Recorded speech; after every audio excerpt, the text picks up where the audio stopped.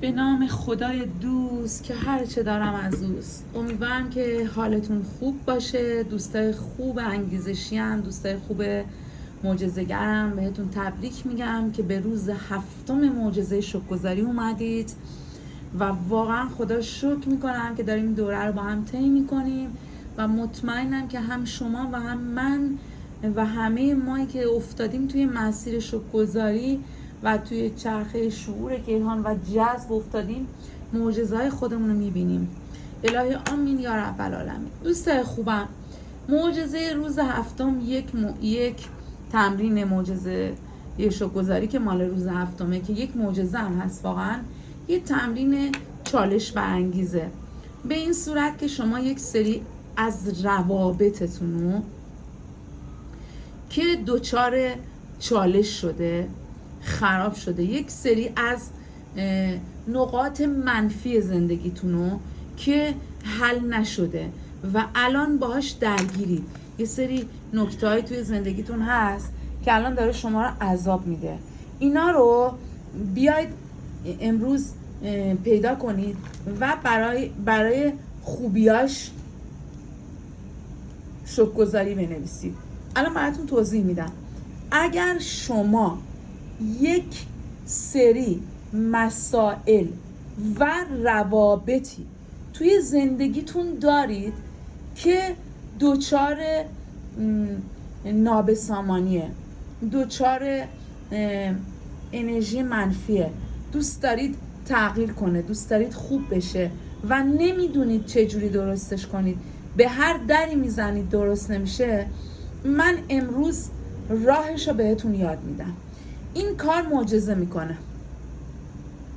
مثلا به طور مثال شما بیکاری و هر کاری که میکنی، به هر دری میزنی، هیچ شغلی گیرت نمیاد. آقا میخوای بری سر کار، هر کار میکنی هیچ شغلی گیرت نمیاد.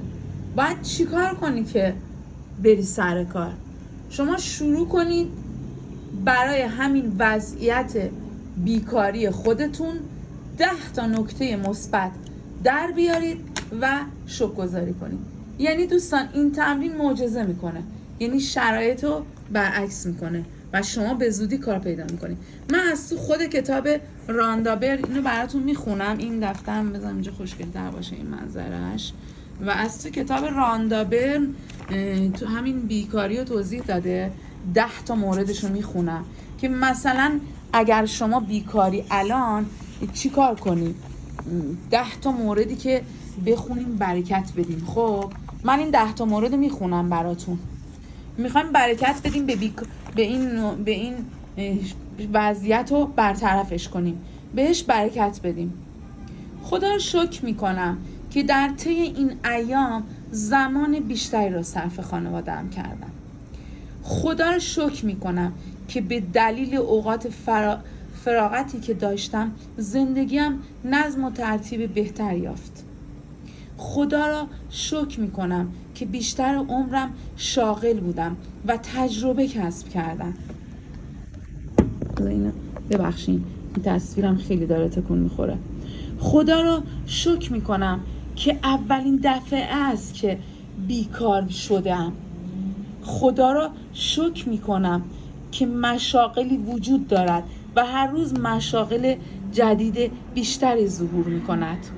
خدا را شکر میکنم که در مورد درخواست شغل و مصاحبه های شغلی چیزهای جدیدی یاد گرفتم. خدا را شکر میکنم که سلامت هستم و میتوانم کار کنم. خدا را بابت تشویق‌ها و حمایت خانواده‌ام در این مدت بیکاری شکر میکنم. خدا را بابت استراحتی که نصیبم شد و به آن نیاز داشتم شکر میکنم. خدا را شکر میکنم که به دلیل از دست دادن شغلم پی بردم اشتغال به کار چقدر برایم مهم بود. تا کنون به چنین موضوعی پی نبرده بودم. در نتیجه شکرگزاری فرد بیکار موقعیت متفاوتی را جذب می‌کند و بیشک وضعیت فعلی او به گونه معجزه‌آسا تغییر خواهد کرد. قدرت شکرگزاری از هر گونه وضعیت شغلی منفی عظیم‌تر است.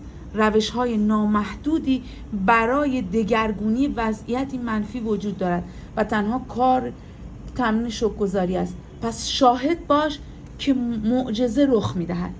یه مثال دیگه زده. مثلا یه پدر و پسری رابطهشون شکراب شده. پسر احساس میکنه که هر کاری میکنه، حتی اگر خودش را بکشد، بعید میداند که نظر پدرش را به حد کافی جذب کند. میاد برای این رابطه شکرگزاری مینویسه. چی مینویسه؟ ببین رابطهش با باباش شکراب شده، ببین چی نوشته. خدا رو شکر میکنم که بیشتر روابط زندگیم واقعا خوب است. بابت تلاش و سخت گوشی پدرم که باعث شد من تحصیل کنم، ولی او از چنین تلاش و موهبتی محروم بود، خدا رو شکر میکنم. قدردان پدرم هستم که در دوران کودکی من از خانواده من حمایت کرد، چون آن موقع حتی سر سوزنی خبر نداشتم که چه میزان سعی و تلاش صورت گرفت و چقدر پول خرج شد تا خانواده من اداره شود. از پدرم تشکر میکنم که وقتی بچه بودم هر شنبه مرا برای بازی بسکتبال میبرد. خدا را شکر میکنم که در این دوران پدرم مثل سابق نسبت به من سختگیر نیست. خدا را شکر میکنم که پدرم خیلی زیاد به من اهمیت میداد، چون اگر نسبت به من بی‌اعتنا بود آنقدر به من سخت نمیگرفت.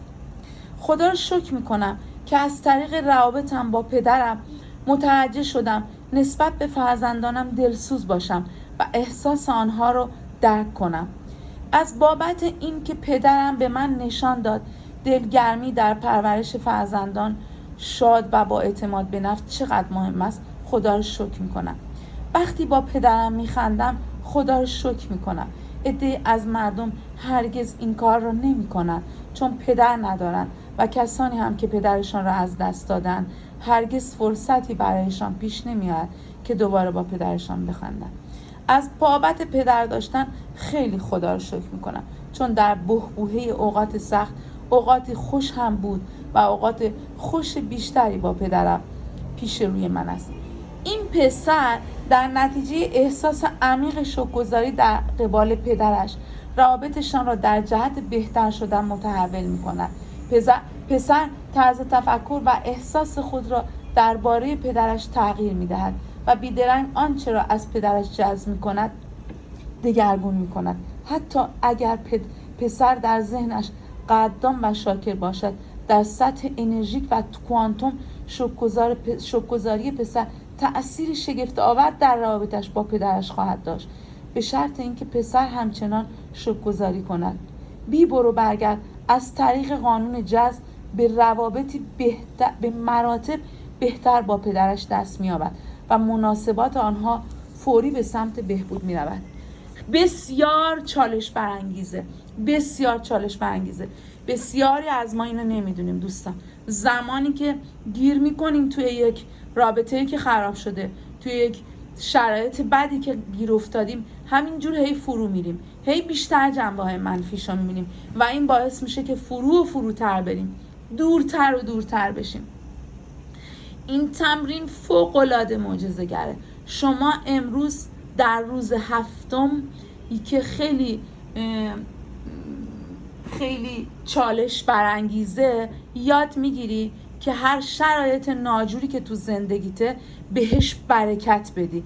دقیقاً توی کتاب فلورانس اسکابلشین هم به این اشاره کرده که اگر یه وضعیت نامناسبی هست که به تو داره آسیب میزنه، اگر یه شخص نامناسبی هست که داره به تو آسیب میزنه، فقط برکت بفرست. حتی تو تمرین دیروز ما برای شغلم همینو گفتیم، اگه شغلت بهت به اندازه کافی پول نمیده، برکت بیشتری براش بفرست. امروزم اینو برای روابط داریم میگیم، برای همه حالتهای منفی زندگیت داریم میگیم. هر حالتی توی زندگیته، هر رابطه‌ای توی زندگیته، هر آدمی توی زندگیته که داره ناراحتت میکنه، بشین براش لیست خوب بنویس. حتی توی دوره تبسم، من یه دوره گذروندم، دوره تبسم بود توی پاکسازی کوانتومی، حتی اینو به اسم جادوی سفید بود که اگر یک چیزی داره ما رو آزار میده ما بیایم اونو جادوی سفید کنیم، یعنی بیایم و خوبیاشو در بیاریم و بگیم نه خوبه، نه مهربونه، نه دوستم داره، نه هوامو داره. درسته الان با هم قهره ولی وقتی با هم آشتی بودیم خیلی به من محبت کرد. الان که با هم قهره قدر روزایی که با هم آشتی بودیم رو فهمیدم. الان که با هم قهره میفهمم که چقدر دوستم داره، مطمئنم که خوب میشه. الان که با هم قهره قدر رفاقتم میفهمم.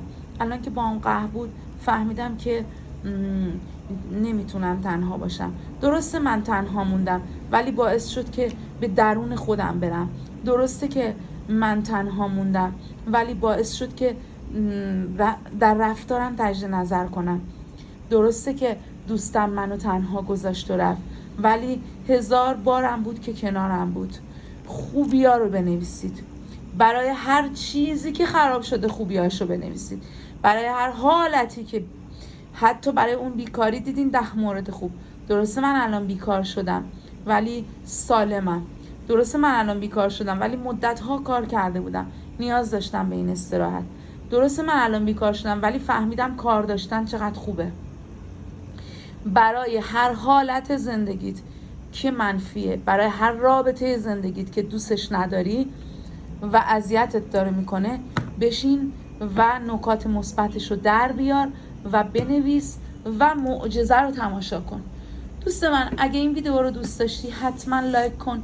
لایک تو باعث میشه که توی انتشارات مفید شرکت کنی و زمانی که تو انتشارات مفید شرکت کنی کارماش به تو برمیگرده. اگر افرادی هستن به این ویدیو نیاز دارن برای اونا شیر کنین ویدیو رو و برای مادرم فاتحه بدید و آرزو میکنم که معجزه‌های زندگیتون رو ببینم. اگر معجزه میبینید بیاید کامنت کنید، من پین کنم دوستان هم ببینن و حتما معجزه میبینید. دوستتون دارم، عاشقتونم. روز و روزگار خوش. خدا نگهدارتون.